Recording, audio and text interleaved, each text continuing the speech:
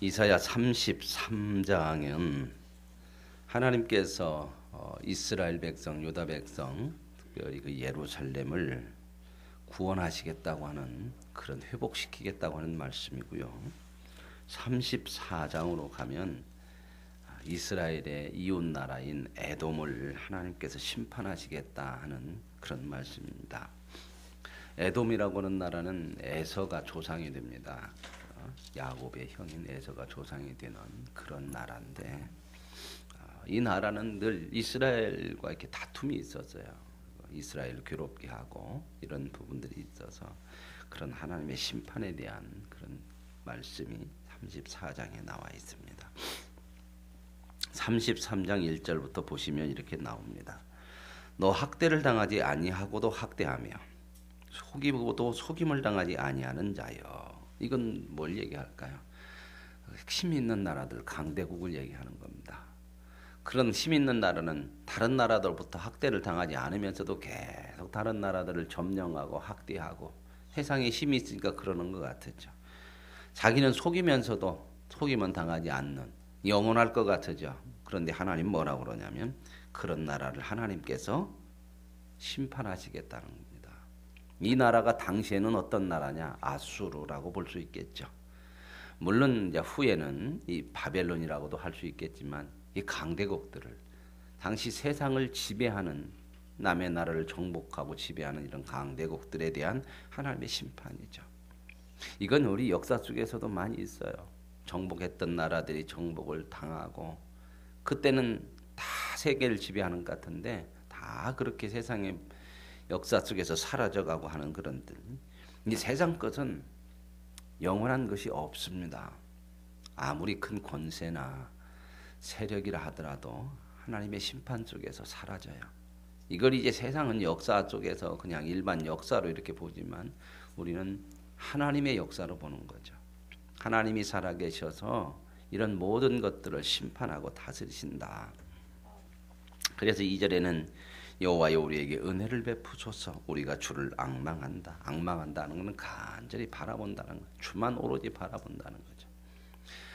오늘 우리는 이런 역사를 보고 세상의 이런 모든 심판이나 하나님의 다스림을 보면서 하나님의 은혜를 구하는 사람이 되어야 할 줄로 믿습니다. 우리는 아는 자잖아요. 늘 하나님의 은혜를 구하는 하나님. 우리가 바라볼 것이 세상이 아니고 오직 그 세상을 주관하시고 심판하시는 하나님을 앙망하고 간절히 바라고, 그래서 여호와를 앙망하는 자 새 힘을 얻는다고 그러잖아요.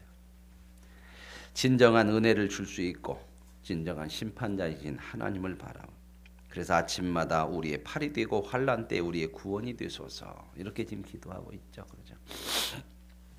오늘 저와 여러분의 힘이 되시고 저와 여러분의 도움이 되고 피난처가 되시는 분이 하나님이신 줄로 믿습니다. 요란한 소리로 말미암아 민족들이 도망하며 주께서 일어나심으로 말미암아 나라들이 흩어졌나이다. 하나님이 심판하실 때는 세상의 모든 그런 권세들, 이런 아수르와 같이 큰 나라들도 다 흩어지고 도망하고 하나님의 심판 속에 무너진다 하는 것을 말씀하죠. 그래서 이렇게 이 예루살렘을 포위하거나 이 유다 나라를 공격했던 이 아수르란 나라를 하나님이 심판하시니 4절에 보면 황충의 때같이 사람이 너희의 노약물을 모을 것이며 메뚜기가 뛰어오름같이 그들이 그 위에 뛰어오리라. 하나님께서 이렇게 심판해서 그 나라를 무너뜨리니까 이스라엘 백성들이, 유다 백성들이 오히려 그냥 가서 노약물을 그냥 줍는 것 같이 때로 몰려가가지고 이렇게 죽을 수가 있다, 그런 내용을 말씀하죠. 여호와께서는 지극히 존귀하시니 그는 높은 곳에 거하고 정의와 공의를 시온에 충만하게 할 것이다. 시온은 예루살렘을 얘기하는 거죠. 이 예루살렘을 하나님이 회복시키겠다. 내 시대에 평안함이 있으며 구원과 지혜와 지식이 풍성할 것이니 여호와를 경외함이 내 보배니라. 우리 인생의 가장 큰 보배가 뭐예요? 하나님을 경외하는 거죠. 이게 가장 값진 것이라는 거죠. 오늘 저와 여러분의 믿음을 가지고 사는 삶이 가장 귀한 삶인 줄로 믿습니다. 보배로운 삶이라는 거죠. 7절에 보면 보라 그들의 용사가 밖에서 부르짖으며 평화의 사신들이 슬피 곡하며, 이제 7절부터는 조금 다른 분위기로 또 얘기해요. 이건 뭐냐면 이스라엘 백성들이 강대국들에게 이제 좀 평화를 좀 이렇게 얻으려고 사신들을 이렇게 보내죠. 뭐 옛날에 그런 거 많잖아요. 강대국들에게 사신 보내서 조공 바치고 우리나라 좀 잘 좀 이렇게 봐달라고 하는 부분. 그래서 이제 평화의 사신들을 이렇게 보내고 그랬는데 이 사람들이 보면은 8절에 대로가 황폐하여 행인이 끊어지며 대적이 조약을 파하고 그러니까 이런 강한 나라들이 야 그래 한때는 이제 조공받고 내가 너희들을 나라를 지켜주고 그렇게 평화롭게 할 거다 했는데 그런 조약을 파기하고 또 침략하고 하는 그런 모습들을 여기서 보는 거죠. 이게 뭐예요? 세상이라고 하는 것은 신실하지 못해요. 세상은 언제나 뭘로 사냐? 자기 이익을 위해서 살아요. 그렇기 때문에 언제든지 약속은 깨지는 거거든요. 영원한 것이 없어요. 그래서 세상을 의지하지 말으라는 거거든요. 성읍들을 멸시하며 사람을 생각하지 아니하고 땅이 슬퍼하고 퇴전하며 레바논은 부끄러워하고 마르며 사로는 사막과 같고 바산과 갈멜은 나뭇잎을 떨어뜨린다. 그래서 이런 황폐하게 되는 그런 이스라엘 나라를 좀 얘기하는 거죠. 그런데 이러한 세상이 하나님의 백성을 괴롭게 하고 평화를 깨는데도 하나님은 어떻게 해요? 하나님이 일어나신다는 겁니다. 세상이 이렇게 다스리는 것이 아니라 하나님이 이제 일어나며 이제 나를 높이며 이제 내가 지극히 높아지니 하나님의 때가 있다고 하는 것을 여기에서 보여. 이제 하나님의 계획한 때가 있어요. 그 때가 되면 하나님이 일어나셔서 다 심판하실 겁니다. 그래서 11절 같은 경우는 이 세상의 권세 이런 부분들 헛됨을 얘기하죠. 너희가 결을 잉태하고 집을 해산해요. 생명이 없는 거 그러잖아요. 이 결하고 하는 것은 알맹이가 없는 거예요. 내용이. 지푸라기는 뭐요? 다 탈고 가고 나서 곡식이 안 달린 거잖아요. 그죠? 이런 헛된 것을 낳는다는 거죠.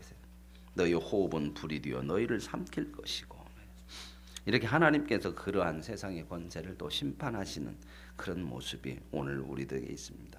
우리가 이런 말씀들을 통해서 이 모든 것의 주관자가 하나님이신 것을 믿는 믿음으로 살아야 돼요.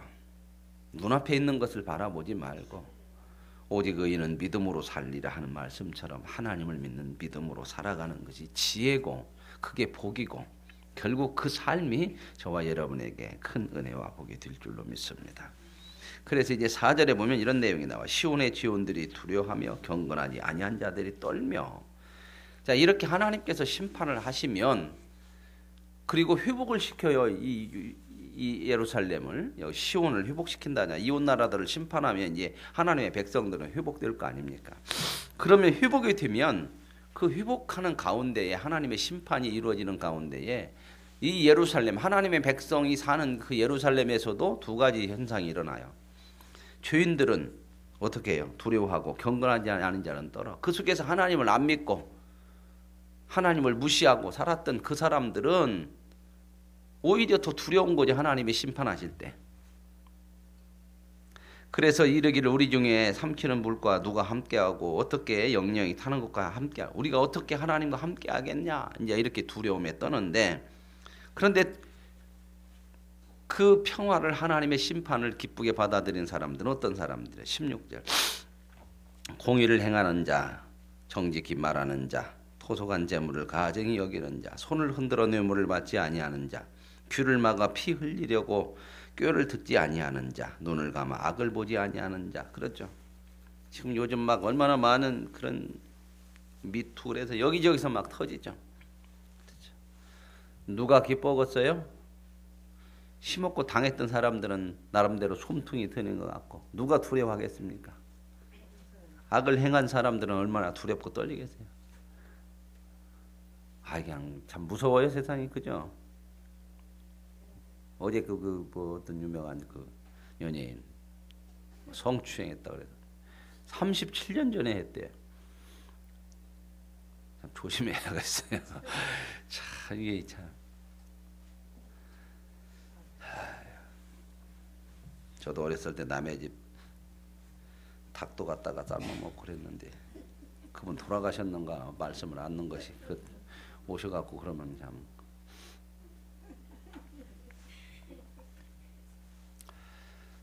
이 죄를 지면 이만큼 두려움이 있죠. 그죠? 우리가 이런 역사들을 보면서 하나님 앞에 바로 살아야 되고요. 그죠? 더군다나요. 우리는 누구 앞에 설 거예요? 하나님 앞에 설 거예요. 이런 세상을 보면서 내가 하나님 앞에 섰을 때 부끄럽지 않도록 그렇게 믿음으로 사는 삶을 이런 세대를 보면서 막 비난하고 그런 것이 아니고 우리 자신을 다시 한번 새롭게 하고 그래 세상이 아니고 하나님의 말씀 앞에서 바롭고 신실하게 살아가는 그런 믿음을 지켜내야 될 줄로 믿습니다. 그게 두려워하는 자들은 이 죄를 진 자들이고 기뻐하는 자들은 공의롭게 산 자들이죠. 오늘 저와 여러분이 하나님 앞에 서서 두려움이 아니고 하나님 앞에 기쁨이 되고 감사가 되고 찬양이 있기를 원합니다. 17절에 내 눈은 왕을 그의 아름다운 가운데서 보며 광활한 땅을 눈으로 보겠고 하나님께서 이렇게 이제 회복시키면 또 이런 아름다운 이런 하나님이 회복한 이런 나라 이런 땅을 보겠다 하는 그런 내용들을 쭉 말씀해요. 그리고 20절에 보면 우리의 절기의 시온성을 보라. 이게 시온성 늘 예루살렘 얘기하는 하나님 백성 얘기하는 거예요. 영적으로 보면 내 눈이 안정된 처소인 예루살렘을 보리니 얼마나 많이 시달렸고 심판당하고 그랬어요. 예루살렘 하나님 회복시키면 이렇게 안정된 오늘 저와 여러분이 믿음 아래 살아야 진정한 평안이 있어요. 이 믿음을 떠나면 늘 불안해요. 늘 마음이 흔들리고요. 두렵고. 그것은 옮겨지지 아니할 장막이라. 그러죠. 하나님 예루살렘은 옮겨지지 않는 시련과 환난이 있어도 하나님 그 예루살렘 하나님이 택한 백성들은 결코 무너지지 않아요. 끝까지 하나님 지켜내신다 그런 말씀이죠. 그 말뚝이 영원히 뽑히지 않고 그 줄이 하나도 끊어지지 아니할 것이다. 누가 이렇게 하신다? 하나님께서 하시는. 여호와는 거기 위험 중에 우리와 함께 계시느니 그곳에는 여러 강과 큰 호수가 있으나 노젓는 배나 큰 배가 통행하지 못하리라. 노젓는 배나 큰 배는 세상의 큰 세력을 얘기하는 그런 세력이 예루살렘을 하나님의 백성을 망하게 하지 못한다. 대저 왜 그러냐? 여호와는 우리 재판장이다. 여호와는 우리에게 율법을 세우시니요 여호와는 우리의 왕이시니 그가 우리를 구원할 것이라. 이게 우리의 믿음이죠. 이게 앞에서 이런 세상 나라들을 심판한다고는 뭐예요? 이런 세상의 모든 나라, 세상의 모든 역사를 주관하시는 하나님이시라는 겁니다. 그래서 이제 34장으로 넘어오면요, 에돔에 대한 심판의 말씀을 보여주고 있거든요. 아까 말씀드린 것처럼 에돔은 그 이스라엘 그 남쪽으로 쭉 내려가 보면 사해 쪽에 있는 그런 쪽에 있고요. 이 에돔이라고 하는 나라는 에서가 조상이 돼요. 어떻게 보면 이스라엘하고 형제죠. 중동 지역에 보면 전부 이스라엘이 다 같은 민족이에요. 어디 뿌리를 어디로 가면 아브라함의 다 자손들이요. 다 아람 뭐 이렇게 그 중동에 있는 사람 다 그런 후손들이거든요. 요로단 뭐 할 것 없이 다 그런 사람들인데 이제 그런 문제. 뭐 전체적으로 우리의 역사적으로 우리도 다 하나님의 같은 백성이죠. 그래서 1절부터는 세상의 나라를 심판하시는 하나님을 보여주고요. 열국이여 너희는 나와 들으라 그럴 때요. 그러고 나서 이제 이런 세상을 심판하시는 하나님께서 5절에는 에돔을 하나님이 심판하시겠다 그렇게 이야기하죠. 그러면서 6절에 여호와의 칼이 피 곧 어린 양과 염소의 피에 만족하고 기름 곧 순장의 콩팥 기름으로 윤택한 이는 여호와를 위한 희생이 보스라에 있고 큰 살육의 에돔 땅에 있다. 하나님께서 이렇게 에돔을 심판하겠다. 이 보스라라고 하는 것은 에돔의 수도예요. 수도. 에돔의 수도가 이게 보스라였습니다. 그러고 나서 이제 쭉 그런 심판하는 하나님의 말씀을 얘기하고요. 16절에 보면 이런 내용이 하나 있어요.